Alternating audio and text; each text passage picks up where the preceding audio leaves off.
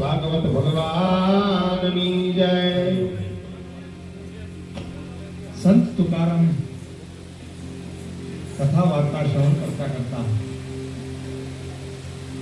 વિઠ્ઠલ પ્રભુમાં પ્રીતિ થઈ છે. બોલીએ શ્રી વિઠ્ઠલનાથ ભગવાનની જય.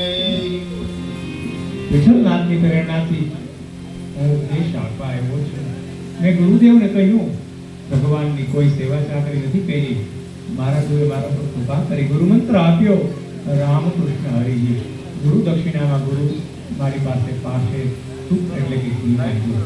તુકારામ ગુરુને પાસે ઘી મળતું હોય, તુકારામ પાસે ઘી માંગ્યું. પણ તુકારામની વાણીમાં વિધાર છે, તુક એટલે તું પણ, તારું તું પણ મને આપી દે, આજથી ભૂલી જા, તું પુરુષ છે, તારું પુરુષત્વ ભૂલી જા. મારા ગુરુદેવે તું પણ અને હું પણ માગી લીધા. એમણે કહ્યું, આજથી તારું અભિમાન મને આપી દે, જીવનમાં હું પણ રાખીશ. તું પુરુષ નથી, તું સ્ત્રી નથી, તું કોઈનો પુત્ર નથી, બધા દેહના ભાવ તું મને અર્પણ કર. તું શુદ્ધ છો, તું બ્રહ્મ છો, તું ઈશ્વરનો અંશ છો. સદગુરુએ જીવનનો ઈશ્વર સાથે સંબંધ સિદ્ધ કરી આપ્યો. તુકારામ પરીક્ષિત રાજા સુખદેવજીને પ્રશ્ન પૂછે, જેનું મરણ નજીક હોય એનું કર્તવ્ય શું, તેને શું કરવું, તેને શું ન કરવું જોઈએ? મનુષ્ય માત્રનું કર્તવ્ય શું?